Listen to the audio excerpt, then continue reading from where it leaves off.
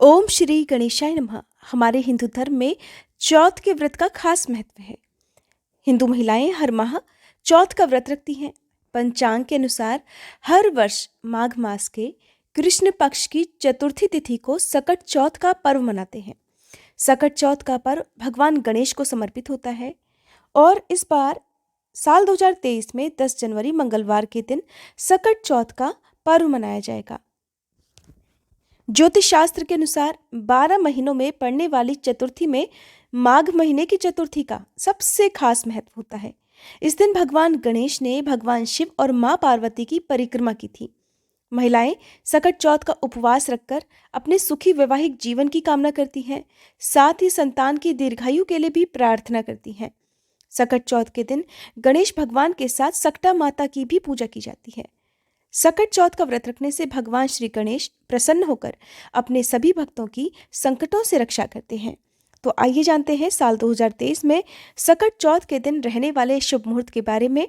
क्योंकि इस दिन चंद्र दर्शन का खास महत्व होता है, तो इस दिन चंद्रोदय का समय क्या रहेगा, चतुर्थी तिथि कब से कब तक रहेगी, व्रत कब खोला जाएगा और व्रत खोलते समय किन किन खास बातों का ध्यान रखा जाता है। सकट चौथ को कई नामों से जाना जाता है, जैसे कि गणेश चौथ, संकष्टी चौथ, संकष्टी चतुर्थी, लंबोदर संकष्टी, माघी चौथ और तिलकुटा चौथ। इस दिन विघ्नहर्ता भगवान गणेश जी की पूजा की जाती है और सभी देवों में प्रथम पूजनीय भगवान गणेश अपने भक्तों के सभी कष्ट दूर करते हैं। साल 2023 में 10 जनवरी मंगलवार के दिन सकट चौथ है और इसी दिन व्रत भी रखा जाएगा। इस दिन व्रत रखकर रात में चंद्र देवता की पूजा करके चंद्र देवता को अर्घ देकर ही व्रत खोला जाता है। 10 जनवरी मंगलवार को दोपहर 12:10 से चतुर्थी तिथि प्रारंभ होगी, जो कि 11 जनवरी बुधवार को दोपहर में 2:31 पर समाप्त हो जाएगी।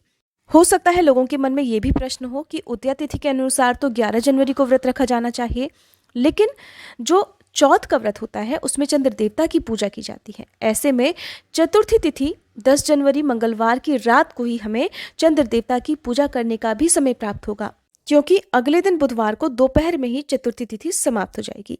इसलिए 10 जनवरी को ही व्रत रखा जाएगा। सूर्योदय का समय 10 जनवरी को रहेगा सुबह 7:14, सूर्यास्त का समय रहेगा शाम 5:54 और चंद्रोदय का समय रहेगा रात 8:55 पर।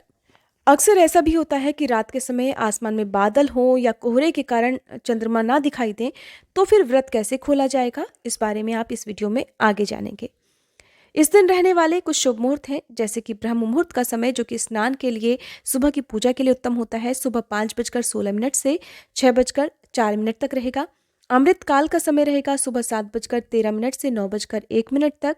अभिजीत मुहूर्त रहेगा सुबह 11:59 से 12:43 तक।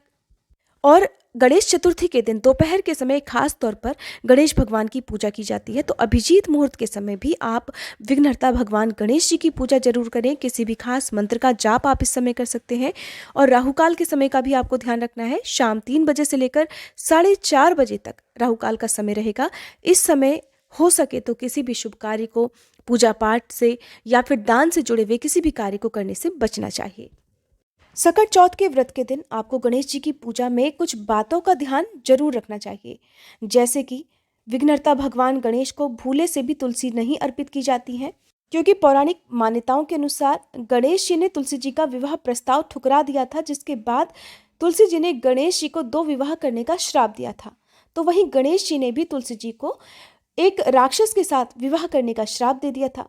इसी के बाद से कहा जाता है कि गणेश जी की पूजन में तुलसी जी का प्रयोग नहीं किया जाता है। दूसरी गलती, मूषक यानी कि चूहे को इस दिन ना सताएं। अगर सकट चौथ का व्रत रखा है या नहीं भी रखा है, तो भूल से भी इस दिन किसी भी तरह से चूहे को नहीं सताना है। ऐसा करने से भगवान गणेश जी नाराज हो सकते हैं।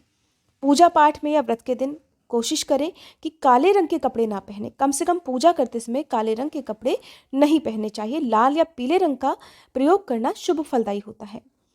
जब आप रात में चंद्र देवता को अर्घ देते हैं, तो अर्घ देते समय इस बात का पूरा ध्यान रखें कि जो आप चंद्र देवता को जल में दूध और अक्षत मिलाकर अर्घ देते हैं, तो उसके छींटे आपके पैरों पर नहीं पड़ने चाहिए। इसके लिए आप किसी भी गमले में रखकर उसके ऊपर से चंद्र देवता को अर्घ दे सकते हैं।